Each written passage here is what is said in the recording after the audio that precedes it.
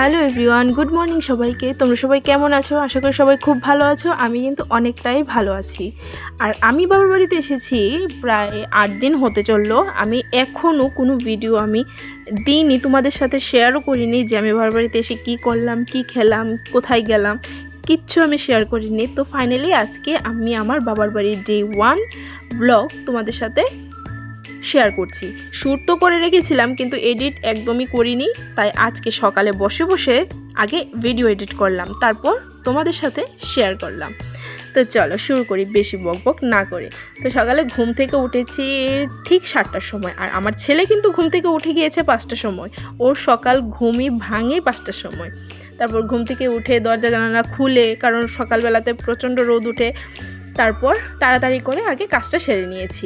সেই রকম কোনো তো কাজ থাকে না শ্বশুরবাড়ির মতো, কিন্তু যতটুকু থাকে সেটাই করি আর কি। যেমন বিছানা তোলা, ঘর ঝাড় দেওয়া, স্নান করা, পুজো দেওয়া, এগুলো করি। কিন্তু রান্না বাড়া, বাসন ধোয়া, কাপড় ধোয়া এগুলো আমাকে করতে হয় না। বাবার বাড়িতে আসলে সব মেয়েদের সাথেই যেটা হয় আর কি, যে মা বাবা কোনো কিছু করতে দেয় না। যে দুদিনের জন্য এসেছে, ঠিক আছে, দুদিন একটু ভালোভাবে থাকো, পরে তো বাড়িতে চলে গেলে তো কাজ করতেই হবে। তাই টুকটাক যেগুলো ছিল আমি সেগুলো করে নিয়েছিলাম। তো সকালে ঘুম থেকে উঠে আগে আমি যে খাটে আমি ঘুমাই সেই বিছানাটা তুলে ছেলেকে ঘুম পাড়িয়ে দিয়েছি। তারপর মা আর বাবার রুমটাকেও একদম ক্লিন করে দিয়েছি। আর এদিকে দেখো ঘরের অবস্থা খুব খারাপ, আর আমি এভাবে কাজ সারি, একদম চুটকি বাজিয়ে সব কাজ করে ফেলি। না বন্ধুরা, সেরকম কোনো কিছুই না, পরিশ্রম হয়, অনেকটা সময় লাগে। এই কাজগুলি আমি সবটা দেখাই তাহলে তো ভিডিওটা অনেক বড় হয়ে যাবে, তাই ছোট ছোটোভাবে করে নিয়েছি। তাও এইগুলো কাপড় ছিল যেগুলো না ধুলে না হবেই না, ছেলের কাপড় আর আমাদের কিছু শীতের কাপড়। তো ফাইনালি ঘরটার গোছানো কমপ্লিট। এখন জাস্ট ঘরটা ঝাড় দেবো আর ঘরটাকে মুছবো, তারপর যাব স্নানে। আর কাপড়গুলো ধুয়ে দিয়ে তারপর যাবো স্নানে, স্নান করতে যাব, কারণ ছেলে ঘুমিয়ে আছে। ছেলে ঘুম থেকে ওঠার আগে স্নান করতে যাবো।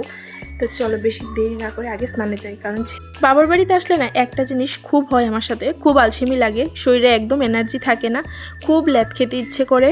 আর যেটা আমি সারাদিন করেই থাকি, শুধু ফোন চালাই, শুয়ে থাকি, বসে থাকি, ওটা খাই, এটা খাই, এখানে যাই, ওইখানে যাই, বাস এরকমই।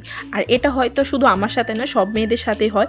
তো তোমরা কার কার সাথে এইরকম হয় অবশ্যই কিন্তু কমেন্ট করে বলবে। তারপর স্নান টান সেরে পুজো দিয়ে চলে এসেছি সিঁদুর দিতে। আর আমি সিঁদুর দিতে দেখি আমার ছেলে ঘুম থেকে উঠে আমাকে ডাকছে। তাই আর কি, বাড়িতে কেউ নেই, মা চলে গেছে স্কুলে, বাবা বাড়িতে নেই, বাবা একটু কাজে গেছে, আর তার জন্য ছেলেকে আমি কোলে নিয়ে সিঁদুর দিচ্ছিলাম। আর তারপর ওকে খাওয়াতে বসেছিলাম মিষ্টি আলু, সুইট পটেটো। কিন্তু ওর মুখের রিয়াকশানটা শুধু একবার দেখো, ও শুধু 1 বাইট নিয়েছে, কিন্তু একদমই খাবে না, ওর একদমই ভালো লাগেনি। তারপর আর খাইনি। তারপর আর কি মা চলে এসেছিল স্কুল থেকে, আর তারপর আমি আর মা একসাথে খেতে বসেছিলাম। মাকে দেখাইনি, মা বলেছিল মাকে দেখাতে না, তাই মাকে দেখাইনি। তারপর আর কি খাওয়া দাওয়া কমপ্লিট করে একটু দুপুরবেলা শুয়েছিলাম। তখন বেজে গিয়েছিল প্রায় 2টো 2:30 বেজে গিয়েছিল, আর ছেলেকে মশারির মধ্যে ঘুম পাড়িয়ে দিয়েছি, কারণ এদিকে ছোট ছোট কিছু মশা আছে, কামড় দিলে তো একটু প্রবলেম হবে, তাই মশারির মধ্যেই ঘুম পাড়িয়েছি। তারপর ছেলে ঘুম থেকে ওঠার পর ছেলেকে খাইয়ে রেডি হয়ে গিয়েছিলাম। আজকে যাব বড় মামার বাড়িতে। আর এই হচ্ছে আমাদের পাড়ারই একটা ছোট্ট বাচ্চা, যে আমার সোনা বাবার সাথে খেলা করে প্রত্যেক দিন, আমি বাড়িতে আসলে ওর সাথেই খেলা করে। তারপর মামার বাড়ি থেকে ঘুরে সন্ধ্যাবেলায় বাড়ি ফিরে গিয়েছিলাম।